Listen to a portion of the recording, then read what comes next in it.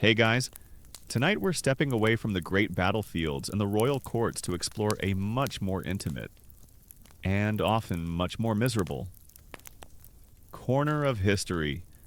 We're going to be talking about the long, quiet, and often brutal story of what it was like to live with a chronic illness in a world that had no idea what was wrong with you.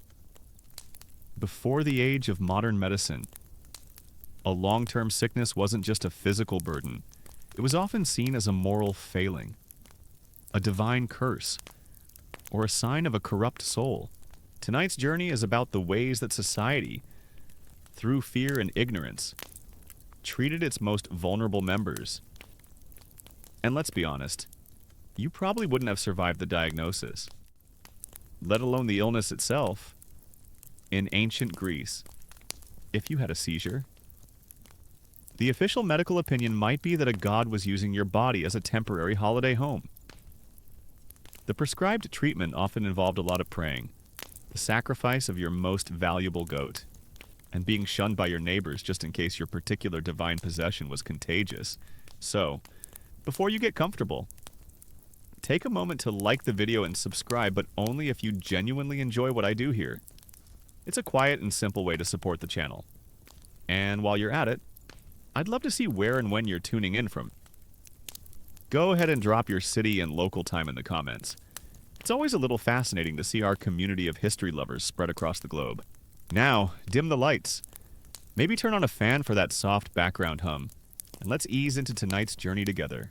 Your world is one of sun-baked earth, of the sharp, clean scent of wild thyme, and of the distant, gentle bleating of sheep on the hillsides. You are a young person, perhaps 16 years of age, living in a small, quiet village in the rocky countryside of ancient Greece. The year's around 400 BC. Your life is simple, hard, and entirely predictable. You wake with the sun in the small, whitewashed stone house you share with your family. Your days are a cycle of familiar chores that are as old as the land itself. You help your father in the olive groves. You take the family's small flock of goats to graze on the sparse vegetation of the hills. You help your mother grind the barley for the daily bread. It is a good life, a life in balance. You are strong and healthy. You are a part of a family, a part of a community. Your future is a clear and simple path. You will marry someone from a neighboring village. You will inherit your family's small plot of land. You will have children of your own, and you will grow old. Your skin is wrinkled and as weathered as the bark of an old olive tree. Your world is small, but it is secure. The change comes without warning. On a perfectly ordinary afternoon, you are in the fields with your father, mending a section of a low stone wall. The sun is hot on your back. The air is filled with the buzzing of bees. And then, a strange feeling descends upon you. The light of the sun seems to become unnaturally bright, almost painfully so. You hear a strange, metallic taste in the back of your throat. The familiar landscape in front of you seems to suddenly become distant, unreal, as if you were looking at it through a pane of wavy glass. You turn to speak to your father, to tell him of this strange feeling, but the words will not come. Your tongue is a thick, useless piece of meat in your mouth. A great, dark cloud seems to be rising up from the edges of your vision, swallowing the world. And then nothing. You wake up on the hard, stony ground. The sky is spinning above you. Your father is kneeling over you, his face a mask of a new and terrible kind of fear you have never seen before. Your head is aching. Every muscle in your body feels as if it has been stretched and beaten. Your jaw is sore, and you realize you have bitten your own tongue. What happened, you ask, your voice a confused mumble. Your father does not answer. He simply helps you to your feet and leads you home in a strange, fearful silence. You have just had your first seizure, but in the world you inhabit, there is no name for such a thing. There is no medical explanation. There is only a supernatural one. You have been touched by a god. This is your introduction to the ancient and terrifying affliction known as the Hyros Nosos, the sacred sickness. Your family is thrown into a state of panicked confusion. The village elder, a man whose wisdom is based on tradition and on the interpretation of omens, is summoned. He listens to your father's account of what happened, your sudden collapse, the violent convulsions that racked your body, the foam that frothed at your lips. The elder makes his diagnosis. A god, he declares, has entered you. Or perhaps, he says, it is a demon, a spirit of the underworld. Or maybe, he muses, you have offended one of the local nymphs who live in the nearby stream, and this is her revenge. The one thing he is certain of is that this is not a natural event. It is a direct, personal, and violent intervention from the invisible world. And so, your life is changed forever. You are no longer just a young farmer. You are now a marked person, a vessel for the supernatural. And this is a thing of both awe and of terror. You are now living with a constant, gnawing fear, the fear of the next attack. You do not know when it will come, or where. Every moment of your life is now shadowed by the possibility that at any second, without warning, you will lose control of your own body, that you will fall to the ground and be consumed by the violent, twitching madness. You stop going to the high places in the hills. Terrified you will fall, you stay away from the fire and the hearth. Terrified you will fall into it.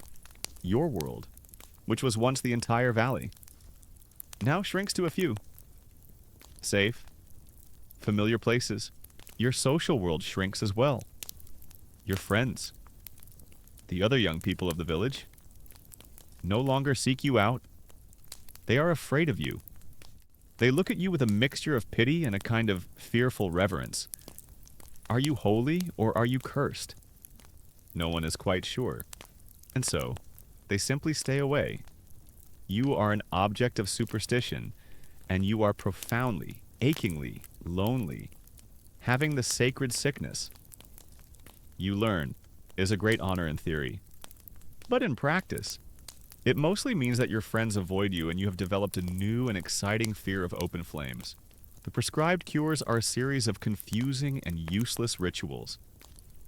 The elder tells your family that you must make a sacrifice to the god Apollo, the averter of evil, your family, in a gesture of desperate faith.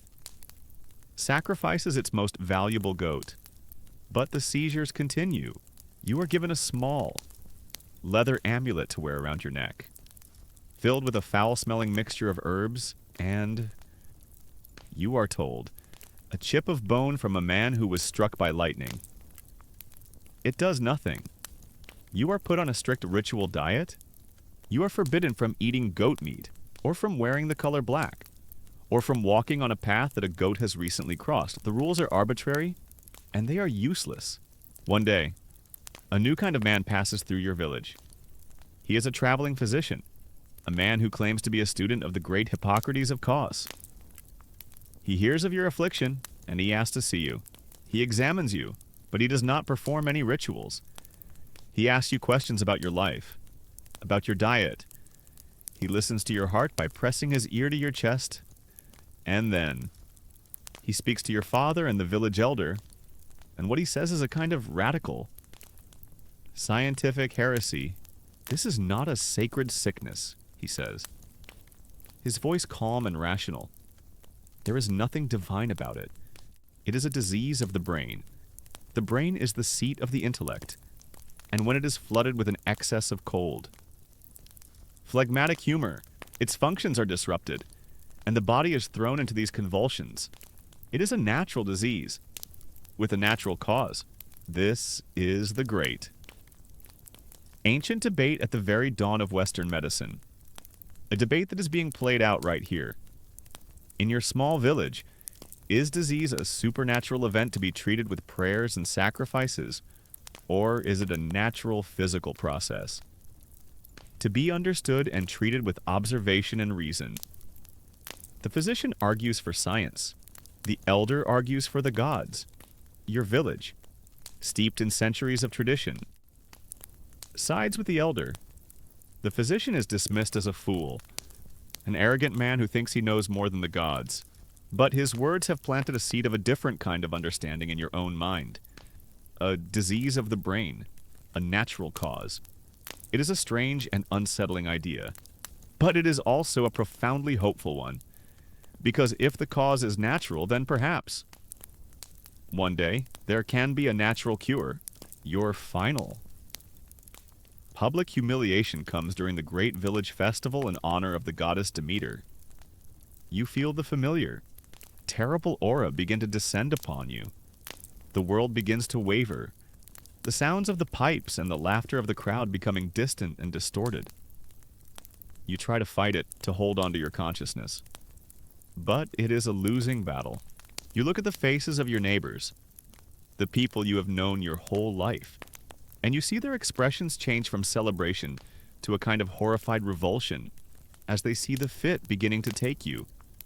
They back away, clearing a space around you, as if you yourself are a source of contamination. The last thing you see before the darkness takes you is that circle of terrified faces. The faces of your own community, looking at you as if you are a monster.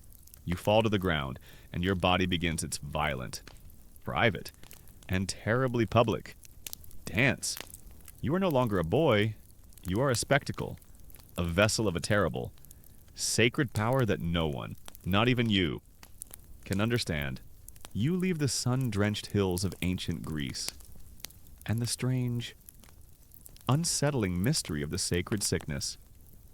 Behind, your journey through the history of chronic illness now takes you forward in time, into a new world, a world of soaring cathedrals, of bustling, crowded cities, of a powerful and all-encompassing Christian faith, and of a new and even more terrible kind of disease.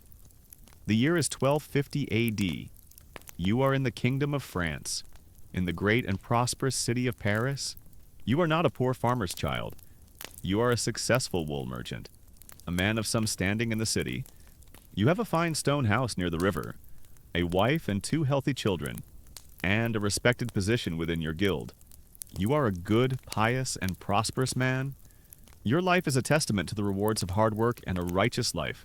The first sign that your good and orderly world is about to be shattered is a small, insignificant thing. It is a patch of skin on your forearm that becomes strangely numb. You can prick it with a needle and feel nothing. You ignore it. It is a curiosity, nothing more. Then other signs begin to appear. A series of pale, discolored patches of skin on your back and legs. They do not itch. They do not hurt. They are simply there. You are a man of your time, and you believe in the medicine of your time. You consult a physician. He is a learned man, trained at the great university. He examines you. He declares that you have an imbalance of the humors, likely an excess of cold, dry black bile, the humor of melancholy. He prescribes a warming diet, a series of purges to cleanse your system, and a costly and foul-tasting herbal tonic. You follow his instructions. You drink the bitter tea, but the strange patches on your skin do not go away. They spread, and then the more terrifying symptoms begin. The skin on your face begins to thicken, to form strange, deep furrows and nodules. Your eyebrows begin to fall out. Your nose. You notice with a jolt of horror one morning while looking in your polished metal mirror. Seems to be getting broader, flatter, as if the cartilage within is beginning to collapse. Your hands become weak, the fingers gnarled and clumsy. You can no longer button your own tunic. You know what this is. Every person in your medieval world knows what this is. You have seen them on the roads outside the city. The shrouded, shuffling figures with their bells and their begging bowls. The fear of this disease is a deep, primal, and biblical terror. It is not just a sickness of the body. It is seen as a sickness of the soul, a mark of sin, a divine punishment for some unknown transgression. You have the leprosy. You try to hide it. You wear gloves to cover your hands. You grow your beard to hide the changes in your face. You become a recluse in your own home. telling your friends and your guild members that you are suffering from a lingering fever. But the disease is a relentless and a visible one. It cannot be hidden forever. Your wife, in her fear, reports you to the local priest, and the great, inexorable, and terrifying machinery of the church and the law is set in motion. You are ordered to present yourself for an official examination. It is not just a medical examination, it is a kind of trial. The panel of examiners consists of a physician, to diagnose the physical signs, and a priest, to diagnose the spiritual ones. They examine the patches on your skin. They test your hands for a loss of sensation. They look at your face. The physician confers with the priest. They both nod. The dreaded word is spoken. Lepra. The verdict is a death sentence. But it is not a sentence of a quick and merciful execution. It is a sentence to a long, slow, and public death. A social death, a spiritual death, and a final, eventual, physical one. You are told to go home, to put your affairs in order, and you are ordered to present yourself at the parish church in 3 days' time for your own funeral. This is the great, bizarre, and horrifying ritual of your age. The Leper's Mass. It is a common historical fact of the High Middle Ages, a ceremony designed to ritually and legally separate the leper from the world of the living. You spend the next 3 days in a daze of grief and terror. You say goodbye to your wife, to your children. Your marriage is dissolved. You are no longer their husband, their father. Your children are now, in the eyes of the law, orphans, your property, your fine house, your shares in the wool guild. They are all taken from you, to be passed on to your heirs as if you were already dead. On the 3rd day, you walk to the church. You are made to enter not through the main door, but through a small separate leper's door in the side of the building. You are taken to the front of the church, where a grave has been dug in the floor. A shallow pit filled with black earth, a funeral bier and a black cloth, the kind used to cover a coffin, are waiting for you. The priest, his face a mask of solemn piety, begins the Requiem Mass, the Mass for the dead. You are the congregation, and you are also the corpse. You are forced to kneel in the open grave, and the black cloth is placed over your head. You listen to the familiar, beautiful, and now terrifying Latin prayers for your own soul. You hear the priest take a shovelful of the grave earth and sprinkle it over your head. Sis mortus mundo, renatus Deo. He chants, be dead to the world, but reborn to God. The Mass is over. Your own funeral is complete. You are now, in the eyes of God and the law, officially dead. You are then led out of the grave, and you are given the rules of your new life. The priest reads from a long scroll, a list of the things you are now forbidden to do, a litany of your own exclusion. You must not enter a church, a monastery, a market, or a tavern. You must not wash your hands or your clothes in any public stream or river. You must not touch any person, especially a child. You must not eat with anyone other than your fellow lepers. You must not speak to any person unless you are standing downwind from them, so that your corrupt and poisonous breath does not infect them. And you are given your new uniform, the uniform of the dead who walk. You are given a long, dark, hooded cloak to mark you as an outcast. You are given a pair of gloves to cover your hands. You are given a begging bowl. And you are given a small wooden clapper, a cliquet, a noisemaker that you must sound at all times when you are near the healthy, to warn them of your unclean approach. It is a bell for a man who is his own funeral procession. The ceremony is over. You are escorted by the city guards to the main gate of Paris. The gate is opened, and you are cast out. You are forbidden, on pain of death, to ever enter the city again. You stand on the dusty road, outside the walls of the city that was once your home. Your past life is gone. Your family is gone. Your name is gone. You are no longer a merchant. You are a leper, an outcast, and untouchable. You begin your new life. You must make your way to the nearest Lazar house, the leprosarium, a special hospital and community on the outskirts of the city where the lepers are confined. It is a place of slow decay, a city of the dying. You walk the roads, and you learn the terrible power of your wooden clapper. You see a family on the road ahead. You sound your clapper. Clack, clack, clack. They look up. They see your dark, hooded form, and their faces are transformed by a look of pure, primal revulsion and fear. They snatch up their children and they run from the road, hiding in the fields until you have passed. The sound of your clapper clears a path of terror before you. You are the most feared and the most despised creature in your world, and your disease. You know, it's not just the slow decay of your flesh. It is this profound, absolute, and soul-destroying loneliness. This is the true horror of leprosy in your time. The physical disease is terrible, but the social disease, the way that it makes you an object of horror to your fellow man, is infinitely worse. You leave the medieval world behind, with its stark, public rituals of exclusion and its fear of the unclean leper.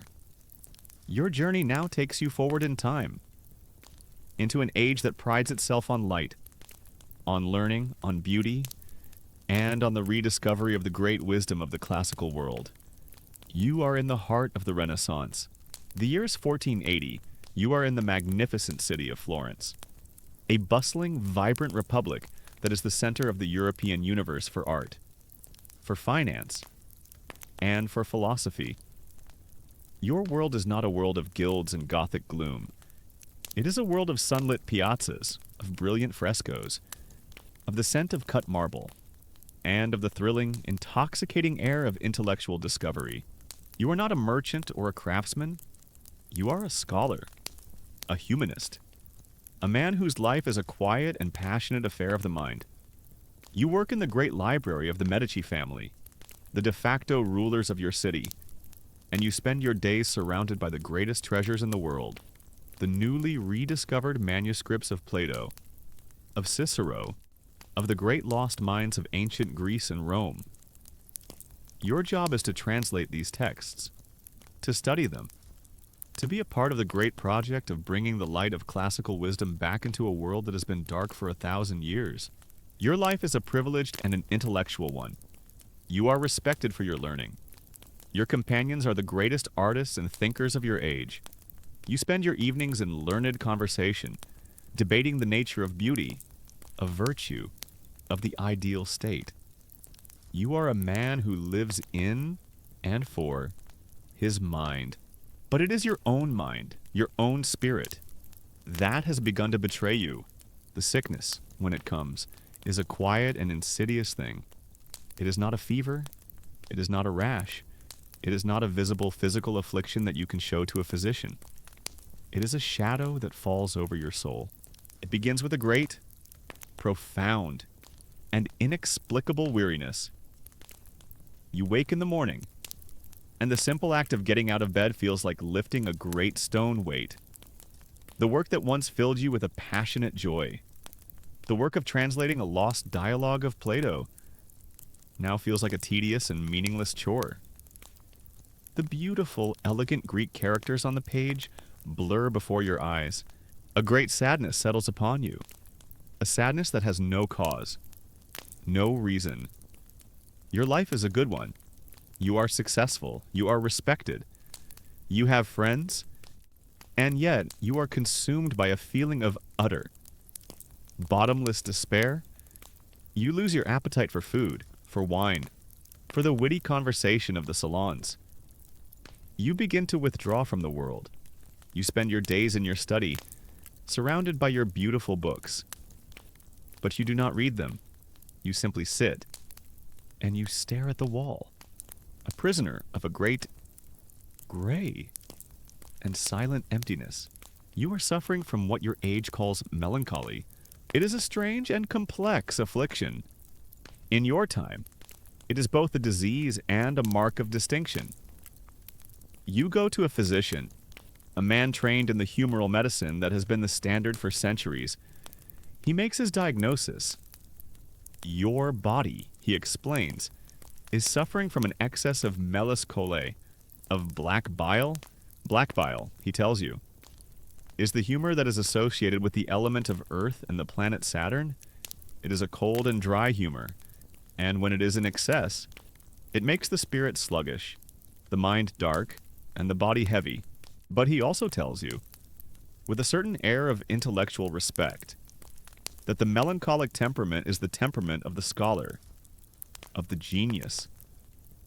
The same black bile that causes your despair is also, he says, the source of your intellectual depth, of your philosophical insights.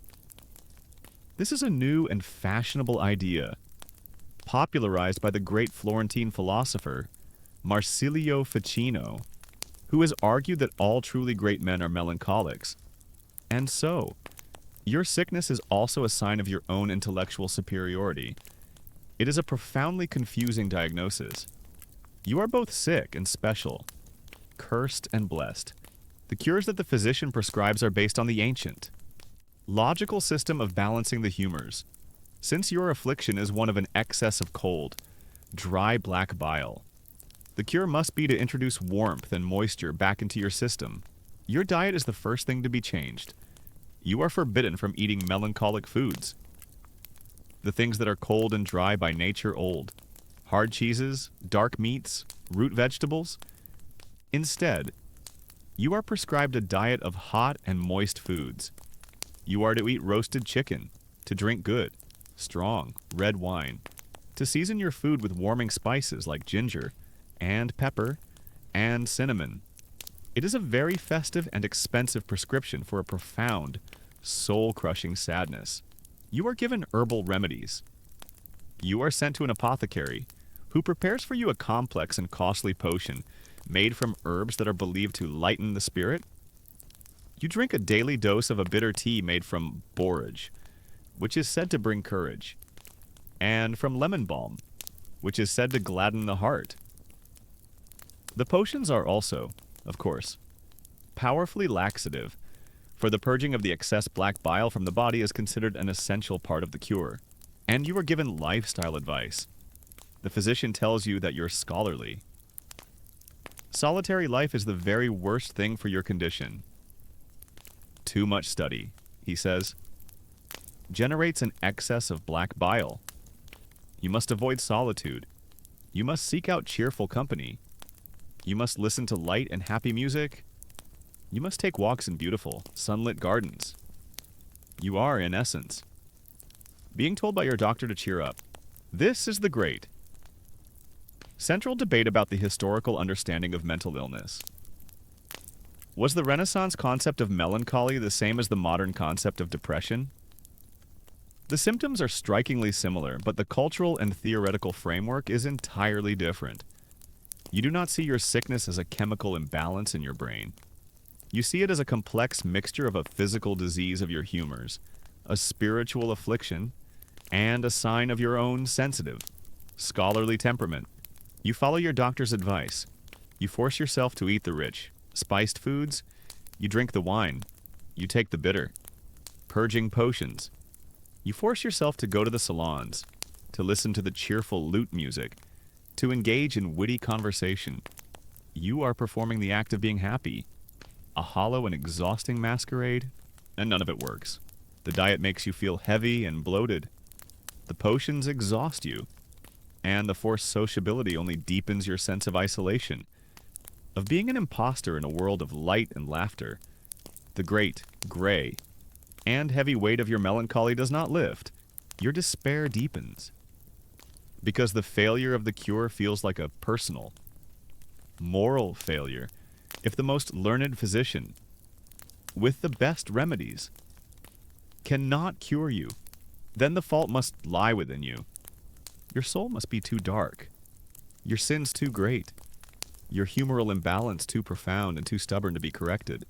You retreat further into your own silent world, your friends, at first so concerned, begin to drift away. They do not know what to say to you. Your sadness is a thing that is both frightening and boring to them. They have their own lives, their own ambitions, their own brilliant careers in this city of light. And you are a shadow, a man who is slowly fading from their world. You sit alone in your study. You are surrounded by your beautiful, hand-copied books, the great works of Plato and of Homer, the symbols of your life's passion. But they bring you no joy. Their wisdom is a dead letter. Their beauty is a foreign language. You have been treated for a sickness of the body, for an imbalance of a physical substance called black bile, but you are beginning to understand that your true sickness is not in your body at all. It is a disease for which your world has no name, and for which your medicine has no cure. It is a sickness of the soul. You are a man whose own mind has become his own private and inescapable prison, and you are left to serve your long, quiet, and miserable sentence alone. You leave the dark, introspective, and lonely world of the Renaissance scholar, a man haunted by a sickness of the mind. Your journey now takes you forward 2 centuries into a world that is anything but melancholic. It is an age of flamboyant spectacle, of cynical wit, of scientific discovery, and of profound, unapologetic, and often very public indulgence. You are in Restoration England, in the glittering, boisterous, and frequently drunken court of the Merry Monarch. King Charles II, the year is 1680. Your world is not one of dusty books and quiet contemplation. Your world is one of silk coats, of towering periwig hairstyles, of candlelit banquets that last all night, of secret political intrigues, and of the constant, witty, and often bawdy conversation that swirls around the charismatic king. You are not a scholar. You are a nobleman, a duke or an earl, a man whose life is a performance, a constant and exhausting game of displaying your wealth, your wit, and your loyalty to the crown. Your life is one of immense privilege, and your body is a testament to that privilege. Your diet is a relentless assault of the richest foods imaginable. For breakfast, you might have a steak and a quart of ale. The midday dinner is a multi-course affair of roasted swans, of great pies filled with spiced meats, of fatty venison, of fish swimming in butter sauces, and the evenings are a long, slow procession of more food, and, most importantly, of wine. You drink prodigious quantities of the sweet, heavy, fortified wines from Portugal and Spain port and sherry, the fashionable drinks of your age. To be a man of your class is to be a man of great appetites. And for years, your body has been a willing and able accomplice in your life of glorious, unrestrained excess, until one night. It begins not with a fever, or a rash, or a cough. It begins in your foot. You wake in the middle of the night with a pain so sudden, so intense, so exquisitely and unbelievably excruciating that you cry out. The source of this apocalyptic pain is, absurdly, your big toe. You look down at it in the candlelight. It is red, it is shiny, and it is swollen to the size of a small plum. It is radiating a heat that you can feel from a foot away. The very weight of the fine linen sheet on your bed feels like a blacksmith's hammer pounding on a raw. Open nerve. You have just had your first attack of the gout. A physician is summoned. He is a learned man from the Royal College, a man who has read the ancient texts. He examines your swollen, agonizing toe. He asks you questions about your diet, about your wine consumption, and he makes his diagnosis with a confident, almost cheerful finality. Your Grace, he says, with an air of profound satisfaction, you have the gout, a classic and most definite case. He then explains the theory of your ailment, a theory that has been the accepted medical wisdom for centuries. Gout, he tells you, is a disease of the humors, a result of your rich and indulgent lifestyle. Your body, overloaded with rich meats and strong wines, has produced an excess of peccant or unhealthy humors. This thick, morbid fluid, this internal sludge, has then, due to the force of gravity, settled in the lowest part of your body, your foot. And it is this collection of corrupting humors that is causing the terrible, hot, and inflammatory pain. The diagnosis is not just a medical one, it is a moral one. You have, in essence, brought this upon yourself. The pain you are feeling is a direct and logical consequence of your own luxurious and intemperate life. But here's the strange and perverse truth of your age. The diagnosis is not a source of shame. It is a source of a strange and particular kind of pride. Gout is known as the disease of kings.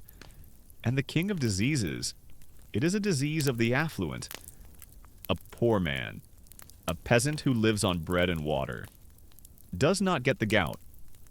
To be afflicted with the gout is to possess a body that has publicly declared that you are a man of substance, a man of wealth, a man who can afford to feast on roasted swans and to drink the finest port. It is a painful, but undeniable, badge of your high social status.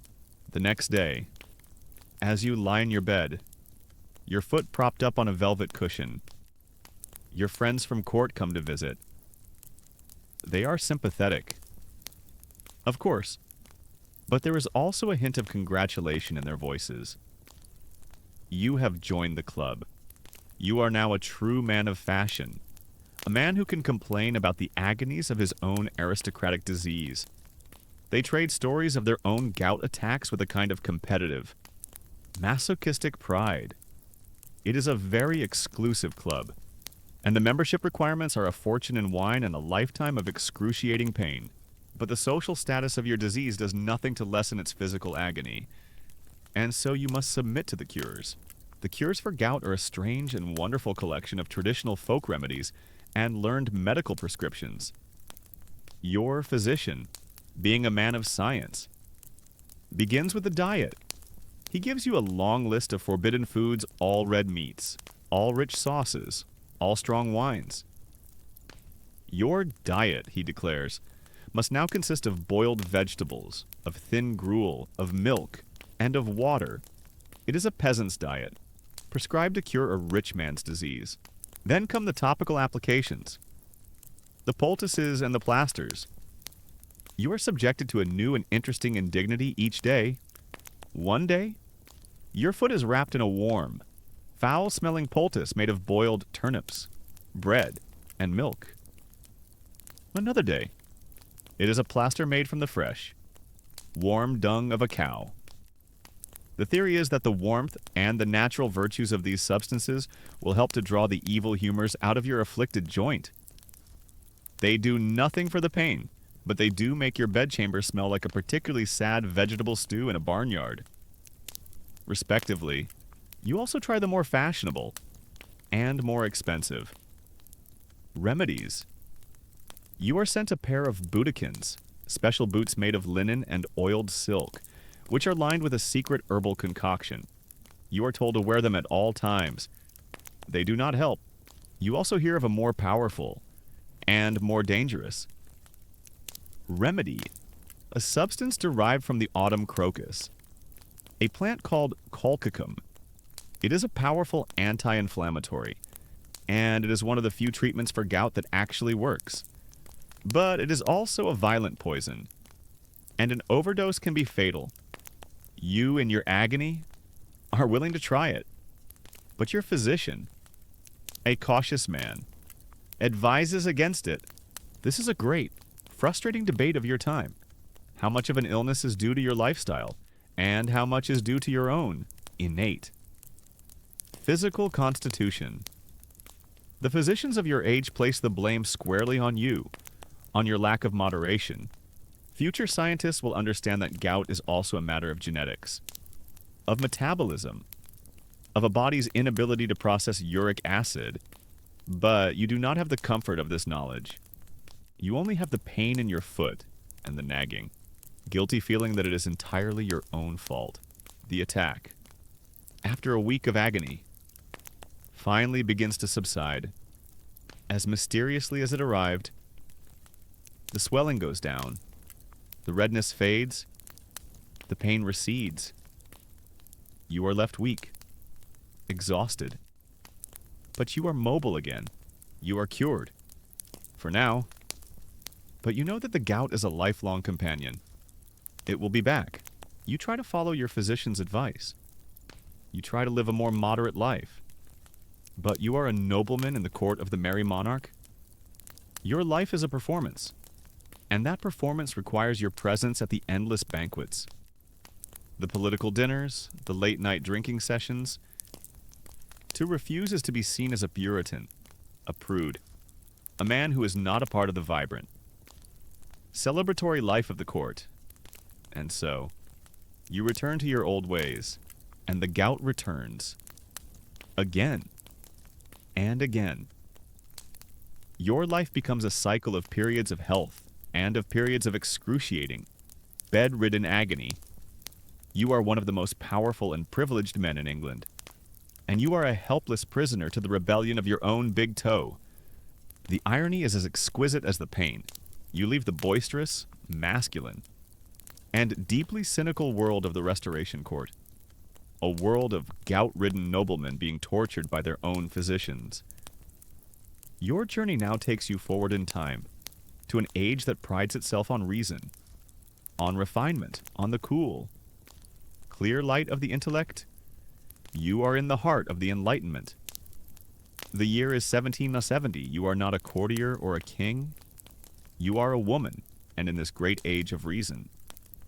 You are about to discover that a woman's suffering is not considered a matter of logic, but a matter of biology. Your world is not a palace, but a salon. You are the wife of a wealthy and influential merchant in the great city of London. Your home is a gathering place for the city's sharpest minds, for philosophers, and poets, and scientists, and radical political thinkers. You are an educated woman. You have read Voltaire and Rousseau. You can debate the nature of the social contract and the theories of Isaac Newton. You are a woman who prides herself on her intellect, on her wit, on her reason. But lately, your own body has begun to betray that reason. You have begun to suffer from a collection of strange, frightening, and seemingly unconnected symptoms. You are overcome by sudden bouts of shortness of breath, a feeling of a great weight pressing on your chest. You are prone to fainting spells, to fits of inexplicable weeping. You are plagued by a constant, low-level anxiety, a sense of impending doom that has no discernible cause. Your life, which was once a model of refined, intellectual order, has become a chaotic and terrifying mystery. Your husband, a good man but a man of his time, is concerned. He does what any wealthy, concerned husband would do. He summons the most famous and most expensive physician in the city.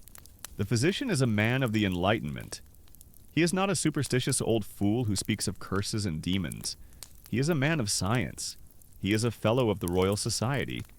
He arrives at your home with an air of calm, rational authority. You describe your symptoms to him: the breathlessness, the anxiety, the fainting, the weeping. He listens patiently, with a small, knowing, and deeply patronizing smile on his face. He does not seem alarmed. In fact, he seems almost bored. He has seen this 1,000 times. He knows exactly what it is. He makes his diagnosis, and the diagnosis itself is a form of dismissal. You are, he declares, suffering from a classic case of hysteria. This is the great, ancient, and profoundly misogynistic catch-all diagnosis for any and all female complaints that are not easily explainable. You, an educated woman, know the theory behind it. The word hysteria comes from the Greek word hystera, which means the womb, the ancient physicians, and the physicians of your own enlightened age. Believe that the womb is not a stable organ. They believe it is a kind of restless, independent animal, living inside a woman's body, and the physician explains to you, as if he were explaining a simple lesson to a small child, the cause of your suffering. Your womb, he says, has become light and dry. Perhaps, he suggests with a delicate cough, because you have not had enough children, or perhaps because you have spent too much time reading your philosophical books. An activity which is known to draw the vital moisture away from the reproductive organs and up to the already overstimulated female brain. This light, dry. And discontented womb is now, he explains, wandering throughout your body, searching for the moisture it has lost. When it wanders up to your chest, it presses on your lungs, causing the shortness of breath. When it reaches your throat, it causes that feeling of a lump, of a choking sensation. And when it reaches your brain, it presses upon the seat of the emotions, causing your fainting spells and your fits of weeping. You have been diagnosed with a wandering womb. Your entire collection of real, terrifying, and debilitating physical and emotional symptoms has been reduced to the fantastical journey of a restless, ambulatory organ. Your intellect is dismissed. Your suffering is trivialized. And the cause of your illness is identified as your very nature as a woman. The cures for this imaginary disease are as bizarre and as insulting as the diagnosis itself. The physician's goal, he explains, is to lure your wayward uterus back to its proper place in your lower abdomen. And this is to be accomplished through a strange and theatrical manipulation of smells. He prescribes a regimen. You are to be made to smell foul, disgusting substances. A nurse is to burn a pile of feathers or a piece of old leather under your nose, to repel the womb from your head, to drive it downwards in disgust. At the same time, you are to have pleasant, fragrant perfumes and sweet-smelling herbs applied to your lower body, to your thighs and your abdomen, to attract the womb, to coax it back home. You, a woman who presides over one of the most intellectually vibrant salons in London, are now to spend your afternoons being treated like a disobedient pet, being repelled by bad smells and tempted by good ones. But there is another, more direct and more intimate treatment. The physician explains that your hysteria is caused by a buildup of frustrated, morbid humors in the womb. This tension must be relieved, and the way to relieve it is to induce a hysterical paroxysm. This treatment is a strange and deeply uncomfortable procedure. You are to lie on your bed, and a physician, or a trained midwife, will perform a long, methodical, and entirely non-sensual pelvic massage. The procedure is clinical, it is impersonal, and it is designed to produce a physical release that is believed to allow the trapped humors to flow freely once more. Restoring the womb to a state of calm, you are to be cured of your emotional distress through a kind of detached, mechanical, and deeply humiliating physical stimulation. This is the brutal reality of your chronic illness. You are a woman of intelligence and of reason, but you are trapped in a medical system that is run by men who see your body as a faulty, irrational machine, and your mind as an irrelevant distraction. The great historical and social debate is one that you are living in your own body. Was hysteria a real, if poorly understood, psychophysiological condition? Was it a way for women, who were trapped in a deeply restrictive and patriarchal society, to physically express the profound stress and powerlessness of their lives? Or was it simply a convenient, catch-all label, a medical fiction created by a male-dominated profession to dismiss, to control, and to pathologize the emotions and the bodies of women? You lie in your darkened room, a handkerchief soaked in foul-smelling asafoetida held to your nose by a nurse. And you know the answer. Your suffering is real, but your disease is a fiction, a story that men have invented to explain a woman they cannot, and will not, understand. And the most brutal part of your treatment is not the strange cures or the humiliating procedures. It is the simple, profound, and soul-crushing fact that no one is listening to you. The very real terror of your shortness of breath. The deep and genuine despair of your weeping fits. It is all dismissed as a feminine weakness, a theatrical performance, the charmingly irrational behavior of a wandering womb. The most miserable fate of all, you learn, is to be chronically ill in a world that refuses to believe you are sick. You leave the world of the 18th century salon behind. A world where a woman's genuine suffering could be dismissed as the fanciful wanderings of a restless organ. Your journey now takes you forward in time to a new century and to a new city, one that has become the undisputed capital of art, of passion, of revolution, and of a new and strangely fashionable kind of illness. The year is 1840. You are in Paris. Your world is not a world of refined, polite conversation and silken fans. Your world is a world of cheap wine, of passionate, all-night arguments about poetry, of the smell of oil paint and turpentine, and of a cold, damp attic room, a garret. That is your home, your studio, and your sanctuary.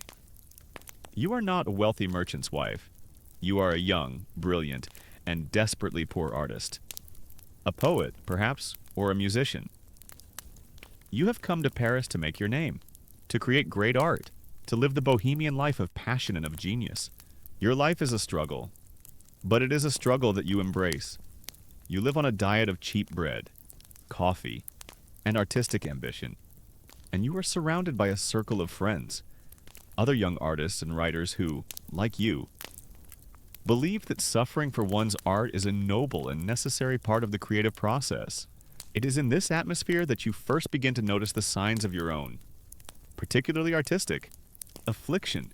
It begins as a simple, persistent cough, a thing you dismiss as a consequence of the cold. Damp Paris winters and your drafty garret, it is accompanied by a profound weariness, a fatigue that you at first attribute to your long, passionate hours of work, but the cough does not go away.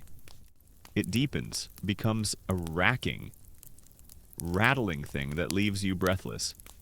You begin to have fevers at night, and you wake in the morning to find your thin straw mattress soaked with sweat. You are losing weight. Your face, your friends tell you, is taking on a new, pale, and interesting pallor. Then, one morning, after a particularly violent fit of coughing, you spit into your handkerchief, and you see it, a single, bright, terrifyingly vivid spot of red blood. You know what this means. Every person in your century knows what this means. You go to a physician. He is a man of science. He listens to your chest with his new, modern stethoscope. He hears the telltale, hollow sounds of the cavities that the disease is eating into your lungs. He gives you the diagnosis, the great romantic and fatal diagnosis of your age. You have phthisis, consumption, tuberculosis. It is, a death sentence. There is no cure. All the medicine of your time can offer is a slow, wasting, and inevitable decline. But the reaction of your friends, your fellow artists in the bohemian salons of Paris, is a strange and unsettling one.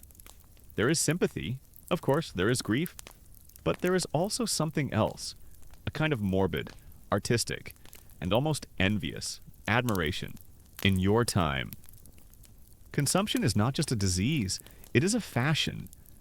This is the great and bizarre reality of the Romantic era. The disease has become inexplicably, horribly romanticized.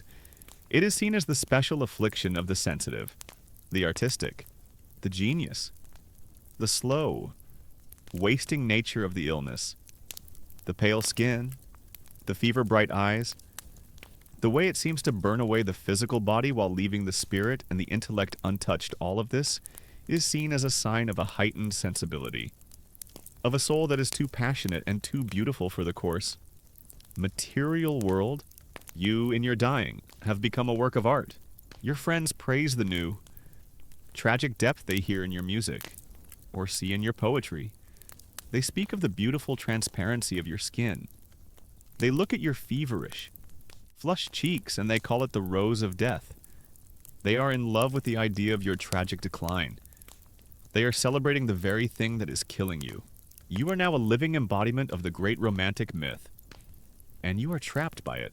But you are the one who must live and die with the reality of the disease.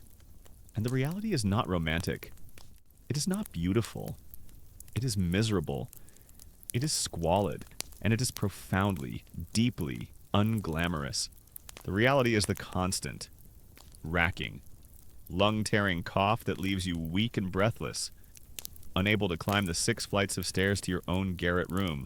The reality is the foul-smelling, bloody sputum that you must discreetly cough up into a special porcelain spitting pot that you must now carry with you everywhere. A grim and constant companion. The reality is the drenching night sweats that leave your cheap bed linens soaked and cold, and that require you to burn precious firewood to keep from freezing in your own bed. The reality is the slow, inexorable wasting away of your own body, the loss of muscle, the feeling of your own flesh being consumed from within, until you are a skeletal, ghost-like figure, a fragile, hollowed-out version of the young. Strong man you once were. This is the great debate of your time, played out in the art and literature of the age. Is there a connection between great suffering and great art? Must a genius be a tormented? Tragic figure to create work of profound and lasting beauty? Or is this a dangerous, self-serving myth that romanticizes illness and allows the healthy to find a kind of morbid, aesthetic pleasure in the real, physical suffering of others? You, as you lie in your cold garret, your body aching, struggling for each breath, know the answer. The suffering does not create the art. The art is a thing of the spirit. The suffering is a thing of the flesh. And it is a thief that is robbing you of the very strength you need to create. The doctors, of course, can do nothing. They prescribe the standard. Useless treatments for consumption. They tell you to get good air, and they suggest a long, expensive trip to a warmer, drier climate, like the south of Italy. A journey you, in your poverty, could never afford. Your doctor's advice to find good air is particularly difficult to follow.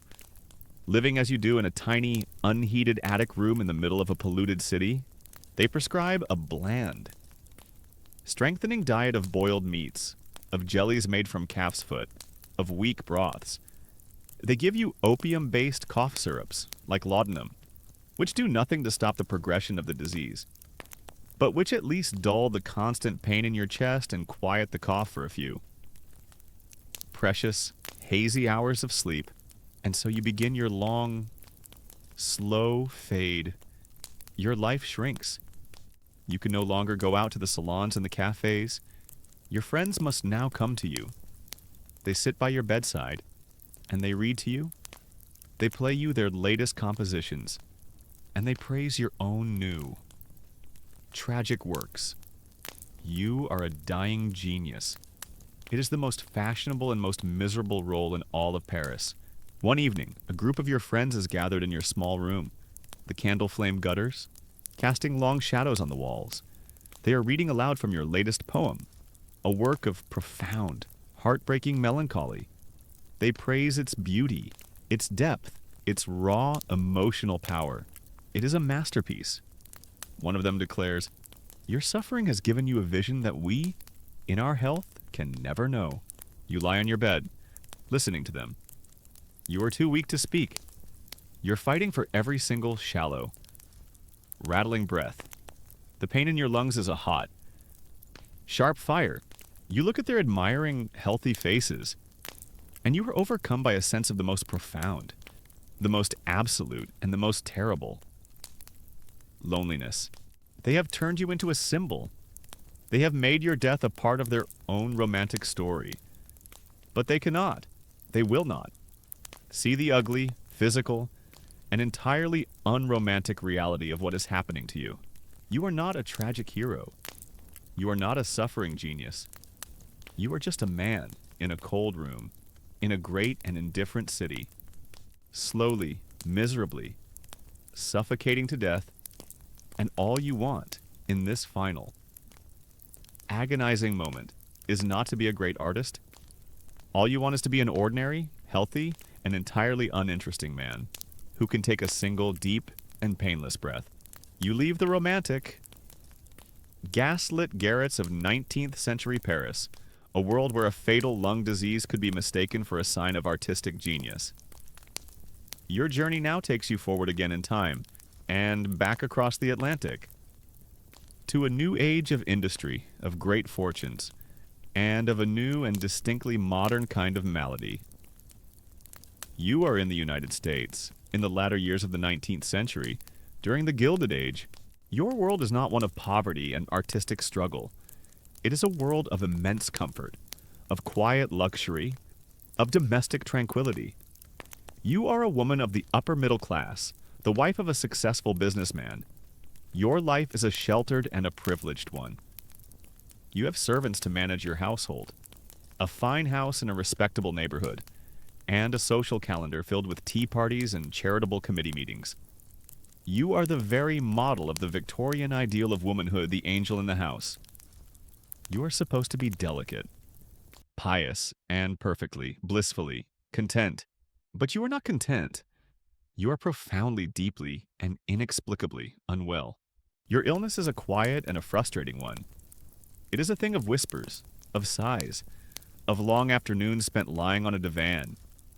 You are suffering from a great, bone-deep weariness, a fatigue so profound that the smallest of tasks, like writing a letter or arranging the flowers, feels like a Herculean labor.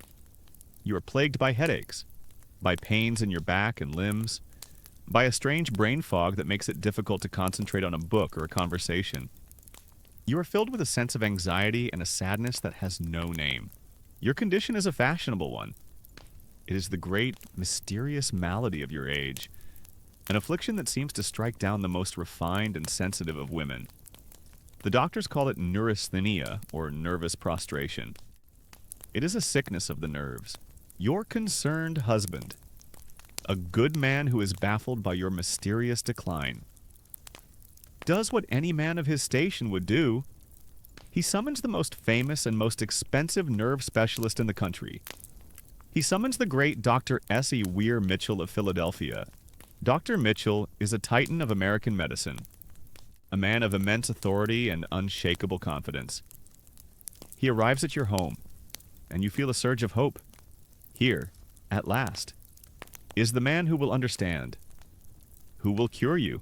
He listens to your long, rambling account of your symptoms. He is not unkind, but his eyes have a cool, clinical, and deeply patronizing detachment. He examines you, but it is a cursory examination. He already knows what is wrong with you. He has seen it 100 times. He makes his diagnosis. Your problem, he explains to you and your husband, is your brain. As a woman, your nervous system is naturally more delicate, more sensitive, more prone to exhaustion than a man's.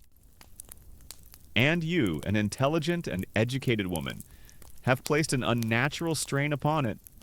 You have been thinking too much, reading too much, perhaps even feeling too much. You have, in essence, exhausted your limited supply of female nervous energy. Your illness is a failure of your own delicate, feminine constitution. Feminine, but he has a cure, a revolutionary, scientific. And he assures your husband an almost invariably successful one. He calls it the rest cure. And so begins the most bizarre and torturous chapter of your life. The rest cure is not a medicine you take. It is a life you are forced to live. It is a system of absolute, total, and systematic control, designed to remove you from all sources of stimulation and to place you under the complete and unquestioned authority of your physician. The first rule is isolation. You are to be confined to a single room in your own house. You are forbidden from having any contact with your family or your friends. Your husband, your children, they are all banished. You are to be attended only by a special nurse, a woman who has been trained by Dr. Mitchell himself and whose loyalty is to him, not to you. The second rule is absolute. Enforced bed rest. You are to lie in bed for 6 to 8 weeks. You are not permitted to sit up. You are not permitted to sew, to read, to write. You are not even permitted to feed yourself or to turn over in bed without the assistance of your nurse. You are to become a completely passive, helpless object. You are to be reduced to the state of an infant. The third rule is a regimen of massive overfeeding. The theory is that your nervous exhaustion is caused by a thinness of the blood, and so your blood must be enriched. Your nurse brings you a glass of rich, whole milk every 2 hours, from dawn until dusk? Your diet is milk. 4, 5, sometimes 6 quarts of it a day. You are to be fattened up like a prize pig. The doctor's cure for your nervous exhaustion is to bore you and to bloat you into a state of submission. The final components of the cure are massage and electricity. Each day, your nurse subjects your passive, bedridden body to a vigorous, often painful, deep tissue massage to prevent your muscles from atrophying, and she applies a mild electrical current, a faradization, to your limbs, a strange tingling sensation that makes your muscles twitch and contract. This is the rest cure. It is a prison. It is a form of sensory deprivation. It is a scientific, medically sanctioned process of breaking your will, and it is a cure that is reserved almost exclusively for women. This is a great and telling historical debate for his male patients who suffer from the same symptoms of neurasthenia.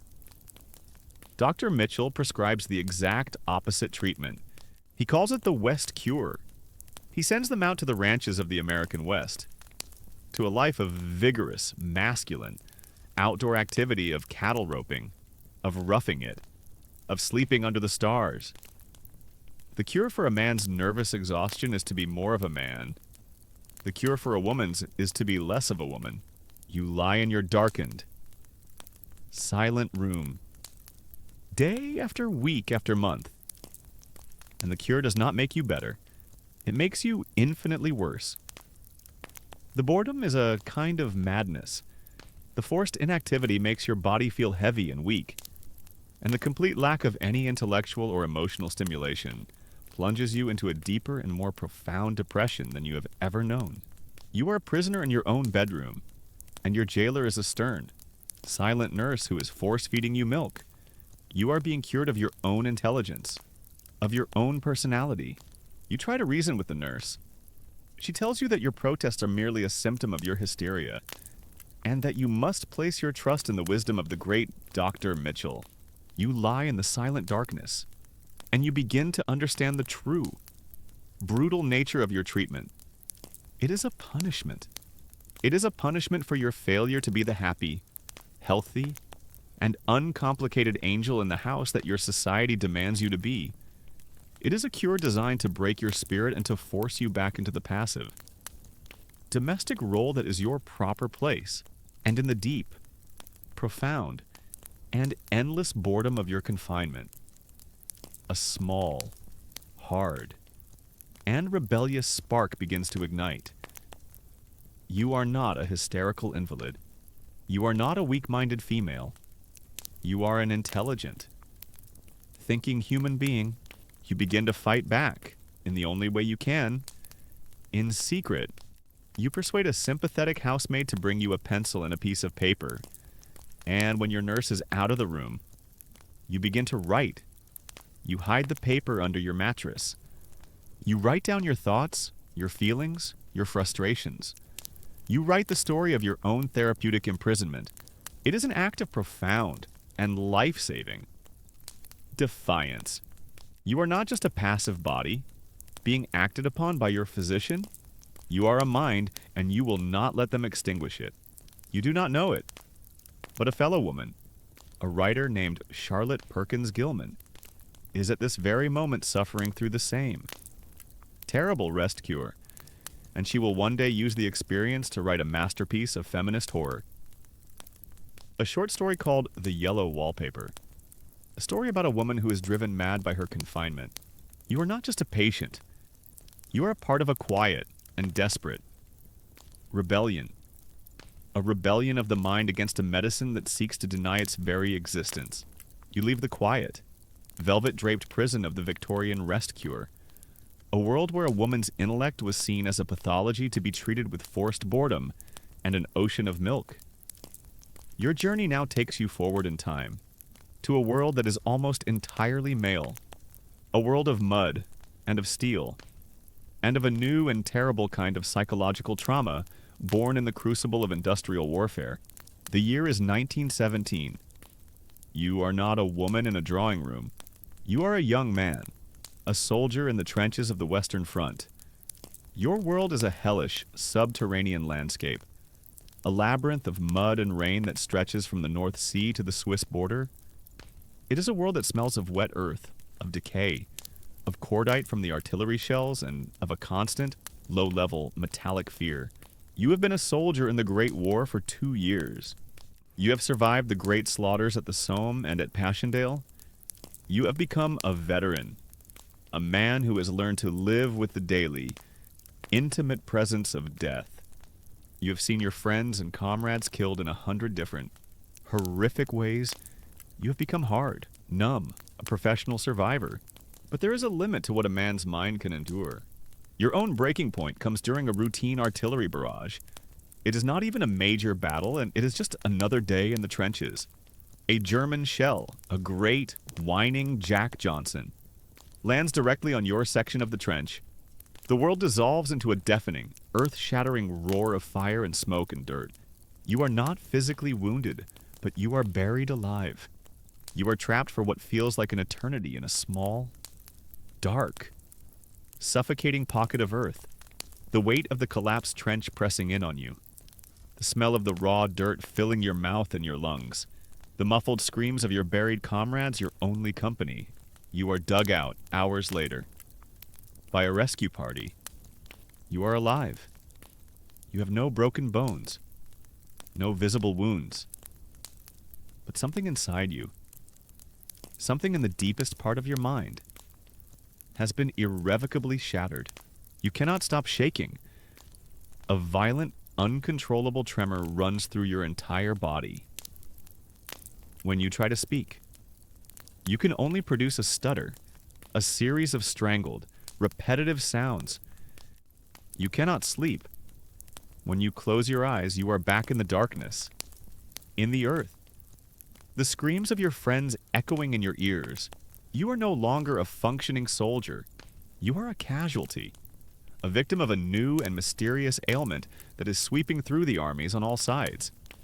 The doctors call it shell shock. You are removed from the front line and sent to a special military hospital in the rear. A place for men like you. It is a quiet, green place, far from the sound of the guns. But the war is here, too. It is just a different kind of war. You enter a world of broken men. The wards are filled with soldiers who are, like you, physically whole but mentally shattered. You see men who are struck dumb, unable to speak a single word. You see men who are paralyzed, their limbs frozen in strange, contorted positions. Though they have no physical injury, you see men who shake and tremble with a violence that is almost impossible to watch. And you see the men with the 1,000-yard stare, their eyes vacant, looking at a horror that only they can see. The doctors who treat you are army officers, and they are faced with a medical crisis that is also a military one.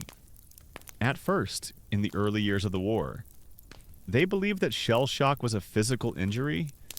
They thought that the constant concussive force of the exploding shells was causing a kind of invisible bruising of the brain, a microscopic damage to the nerves.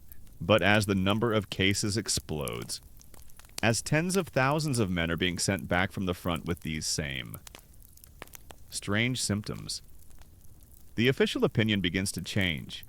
The generals of the high command do not see a medical crisis. They see a disciplinary one. They fear that shell shock is not a real disease, but a contagious epidemic of cowardice, a way for weak or unpatriotic men to escape their duty on the front lines. And so, the diagnosis changes. Your condition is no longer seen as an honorable wound. It is a moral failing. You are not sick. You are a malingerer. You are a coward. You are suffering from a lack of moral fiber. This is the great, terrible debate that you are now a pawn in. Is shell shock a real, legitimate psychological injury, a wound to the mind caused by the unprecedented, industrial-scale horror of modern trench warfare? Or is it a failure of character, a form of hysteria that is spreading through the ranks and threatening the very discipline of the army, and because the military authorities have chosen to believe the latter? The treatments you are subjected to are not designed to heal you. They are designed to punish you, to shame you, to force you back into the shape of a fighting man. You are subjected to the brutal, state-of-the-art therapies of your time. You are sent to a special hospital, a place like the Craig Lockhart War Hospital in Scotland, a place that is a pioneer in these new, aggressive treatments. You are subjected to shaming and verbal abuse. You are called a coward by the doctors, who are also your commanding officers. They tell you that you are a disgrace to your uniform, that your duty is to overcome your weakness and to return to the fight, and you are subjected to the cure. The primary treatment for your uncontrollable tremors and your stammer is a course of painful, high-voltage electrical shock therapy. You are strapped into a chair. Electrodes are applied to your neck, to your back, to your throat, and a powerful electrical current is sent through your body. The jolt is an agony of pure, white-hot pain. It throws your body into a violent, artificial convulsion. The theory is that this great real, physical pain will somehow reset your shattered nerves, that will override the psychological trauma and shock your system back into a state of normal functioning. It is a form of medical torture, a scientific, rationalized form of punishment designed to make the cure more terrifying than the disease.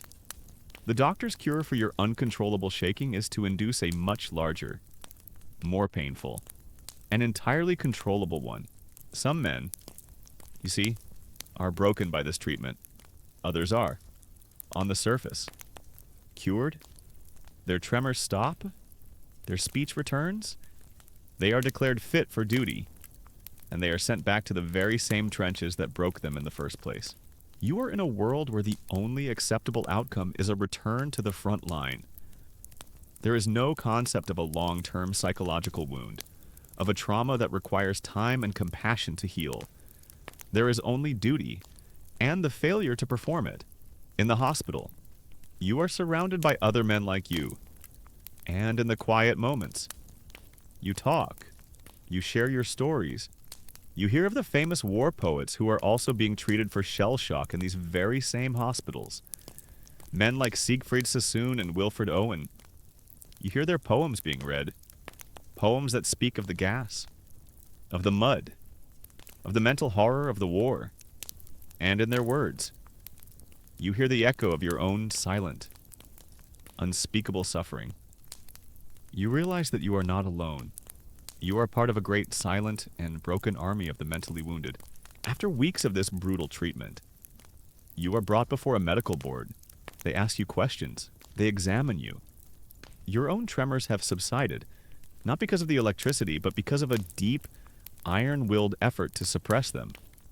You have learned to perform the act of being well, and they declare you cured. You are fit for duty. You are given a railway pass and an order to report back to your old regiment at the front. You stand on the platform of the train station, in your clean, pressed uniform. You have survived the battle. You have survived the shell that buried you. And you have survived the doctors who tried to cure you with electricity and with shame. And now you must choose. Do you get on the train and return to the trenches? A place that you know with an absolute certainty will destroy what is left of your mind? Or do you refuse? Do you desert an act that will have you branded a coward, and if you are caught, will have you shot by a firing squad? You look at the train, and you look at the long road that leads away from the station. You have survived the enemy's shells. You have survived your own army's doctors. And now, you must find a way to survive their cure. You leave the smoke-filled, traumatized world of the Great War. A world where the wounds of the mind were dismissed as a failure of courage. Your journey now takes you to a time and a place that should be a world away from such horrors. You are in the bright, confident, and prosperous heart of post-World War II America. The year is 1952. Your world is not a muddy trench. It is a manicured lawn in a peaceful suburb.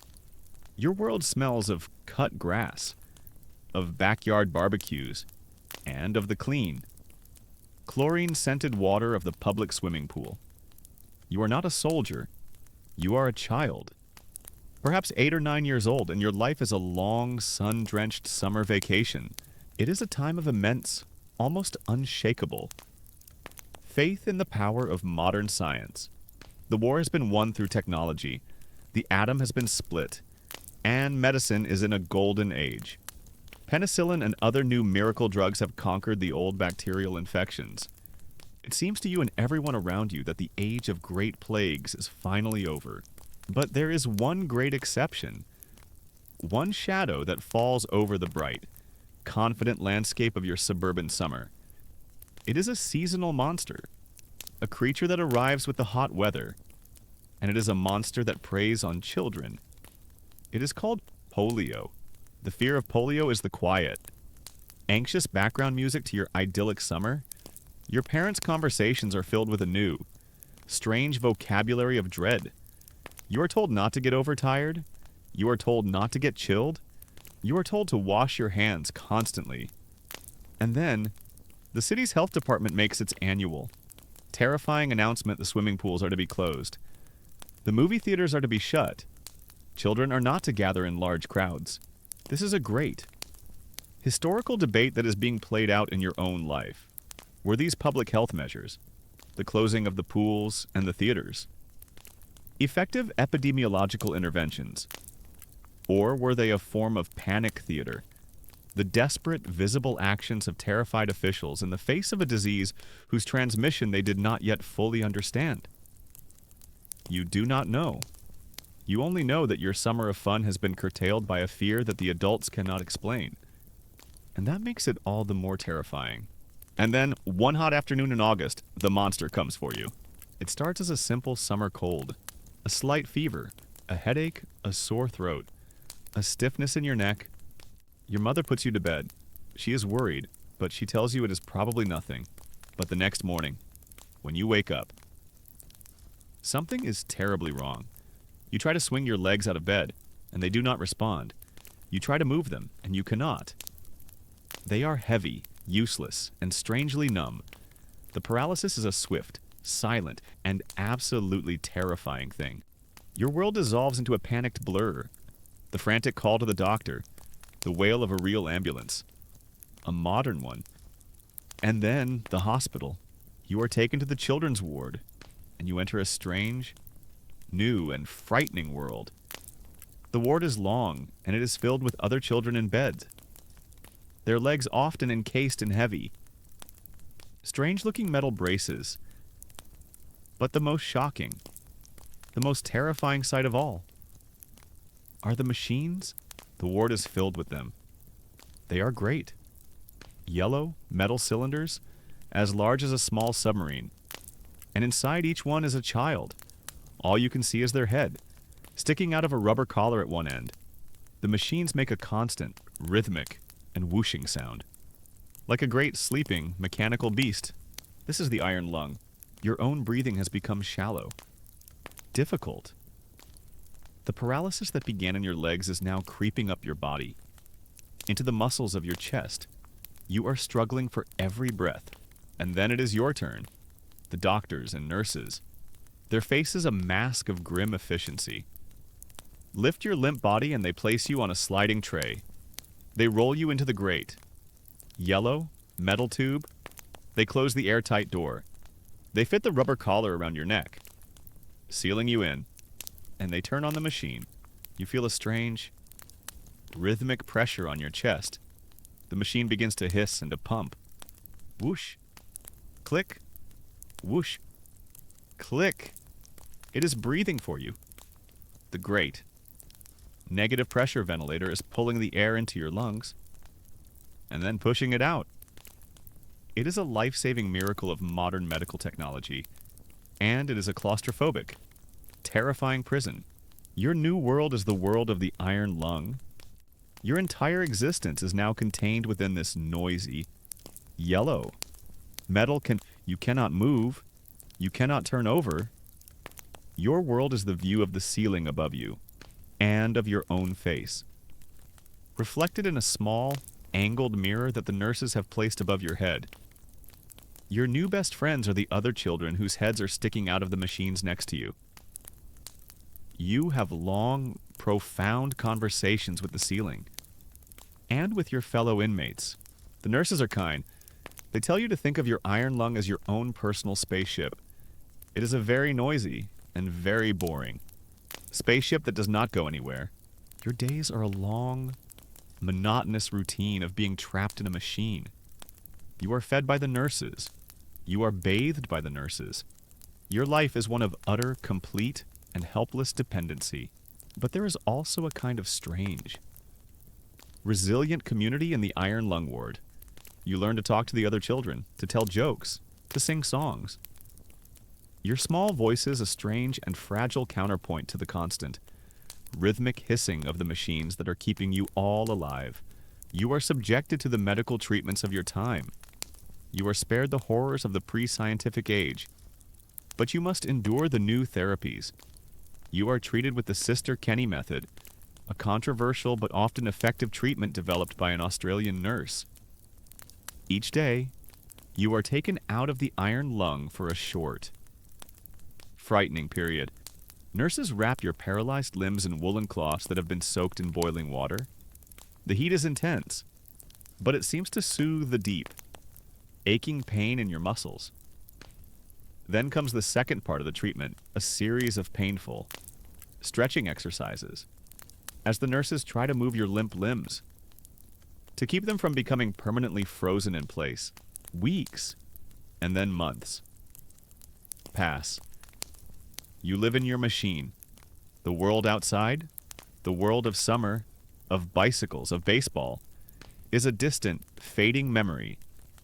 Your world is this ward, these machines, this community of the paralyzed.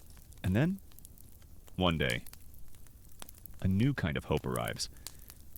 It is not a new machine or a new therapy. It is a story. A nurse is reading the newspaper aloud to the children in the ward. She reads a small article about a doctor in a distant city, a man named Jonas Salk. He is, the paper says, working on a vaccine, a medicine that, if it works, could prevent this terrible disease forever. A new word enters your vocabulary, a word that is filled with a kind of magical, almost unbelievable promise. A vaccine. You lie in your hissing, pumping, metal prison, and for the first time, you begin to dream of a future where other children will not have to fear the summer, a future where these great yellow, breathing machines will no longer be needed.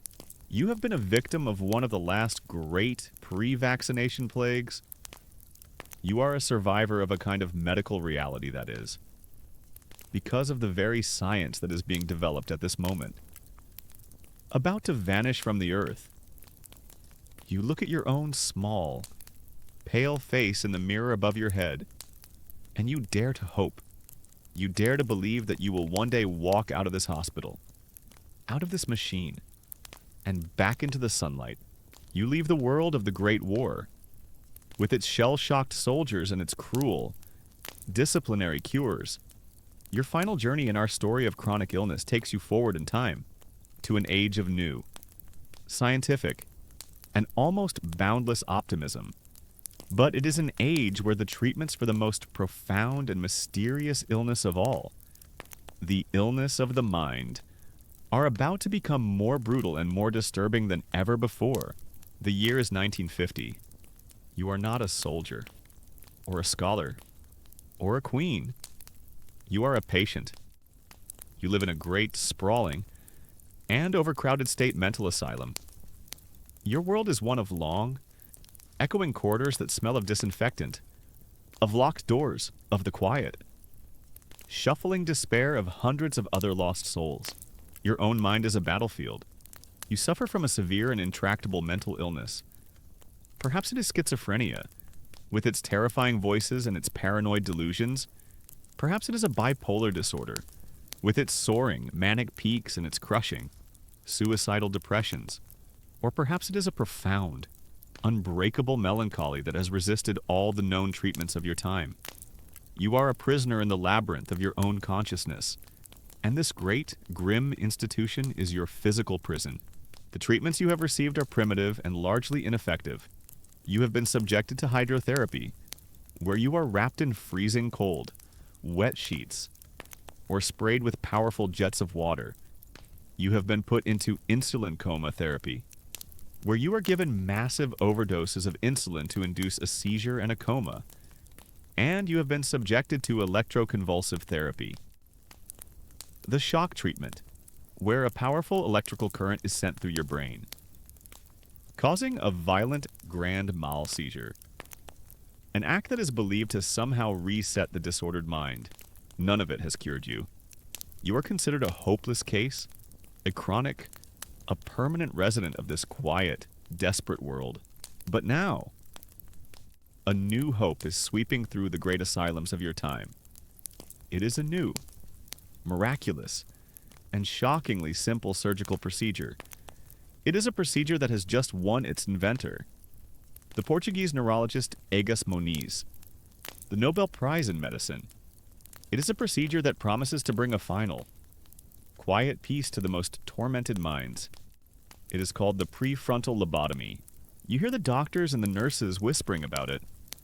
You see the articles in the popular magazines that your family sometimes brings you. They hail it as a miracle, the surgery of the soul. The theory, as it is explained to your desperate family, is a simple and seductive one. Your mental illness, the doctors believe, is caused by a series of faulty, fixed pathways in your brain, obsessive, circular patterns of thought that are trapped in the frontal lobes, the seat of the personality and the emotions. The lobotomy is a simple mechanical solution by severing these connections. The surgeon can break the destructive circuits and free you from your torment.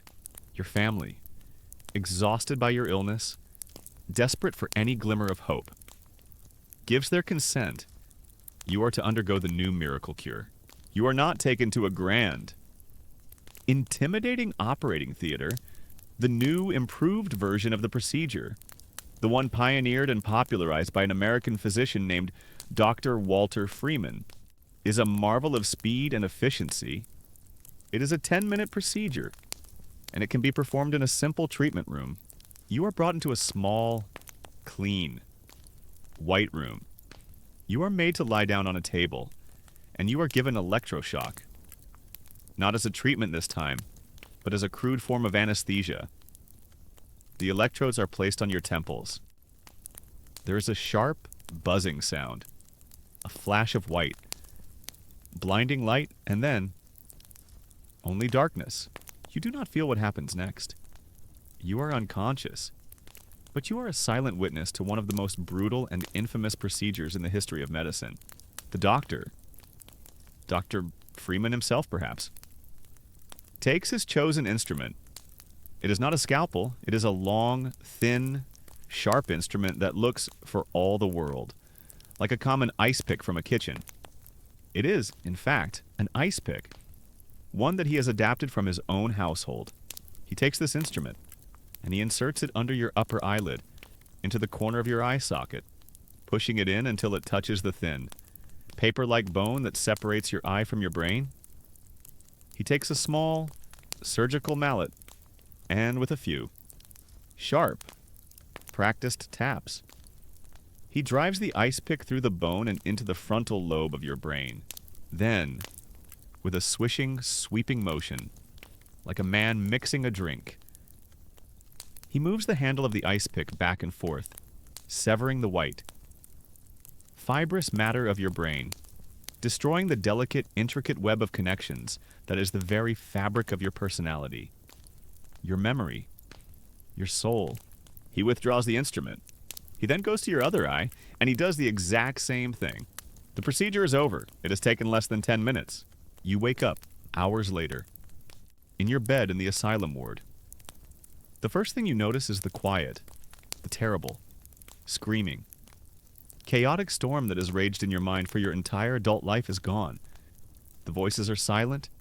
The paranoia is gone. The profound, crushing sadness is gone. All of it has been replaced by a strange, profound, and deeply unsettling quiet. A blankness, a calm, empty, and peaceful nothing. In the days that follow, The doctors and the nurses declare your lobotomy a stunning success. You are no longer agitated. You are no longer a difficult patient. You are docile. You are calm. You are manageable. This is the great and tragic debate of the lobotomy era. Was it a barbaric act of medical mutilation? A convenient way to make difficult patients easier to handle for the understaffed and overwhelmed asylums of the time? Or was it, in an age that had no other effective treatments for the most severe forms of mental illness, a desperate, if tragically flawed, and sometimes well-intentioned attempt to relieve an almost unimaginable level of human suffering? You have been cured of your illness, but you have also, you will slowly begin to realize, been cured of yourself, the part of your brain that felt the great. Terrible pain has been cut away, but the part that felt the great. Beautiful joy has been cut away with it. Your creativity, your ambition, your sense of humor, your emotional depth, all of it has been scraped out, leaving behind a placid, childlike, and emotionally blunted survivor. You are eventually released from the asylum. You are returned to your family, a quiet, docile ghost in your own home. They are relieved that your violent outbursts are gone, but they are also heartbroken because the person they knew and loved, the difficult, brilliant, and complex person who was their son, their husband, their brother, is also gone. You live out the rest of your life in the long, gray, and quiet twilight that the ice pick has left behind in your skull. You are not mad anymore, but you are not fully alive either. You are the final, and perhaps the most tragic, subject in our long and miserable history. You are a testament to the terrible, brutal, and often well-intentioned things that society has done to its chronically ill. You have been cured of your suffering by having your very soul surgically removed, and the quiet in your skull is the sound of a medicine that has, in its arrogant and desperate search for a cure, forgotten the value of the very thing it was trying to save. The story is over. The long, sad, and often brutal history of our struggle with chronic illness is at its end. Let the images of the past, the leper's bell, the poet's cough, the queen's grief, the ice pick's quiet now begin to fade. Let the suffering of these forgotten lives be at peace. Their long ordeal is over. And now, your own day is done, and it is time for you to find your own quiet and your own rest. Leave the hospitals, the asylums, the sick rooms of the past behind. Return to the familiar, safe, and comfortable reality of your own quiet room. The world you inhabit is a kinder one, a world with a deeper, if still imperfect, understanding of the frailties of the human body and the human mind. Be grateful for that. Feel the peace of your own space settle around you. The air is still. The only sound is the soft and gentle rhythm of your own breathing. It is a quiet, reassuring, and life-affirming sound. With each breath, feel the last of the day's thoughts, the last of the story's shadows. Drift away. Your mind grows calm. Your body grows heavy. The darkness behind your eyelids is a warm and welcoming sanctuary. It is a place of healing, a place of restoration, a place where there are no more stories, no more sorrows. There is only the simple, profound, and necessary act of letting go. Allow yourself to sink into that gentle darkness. Allow the quiet to hold you, and let the slow, easy tide of sleep carry you away into a deep and peaceful and dreamless rest.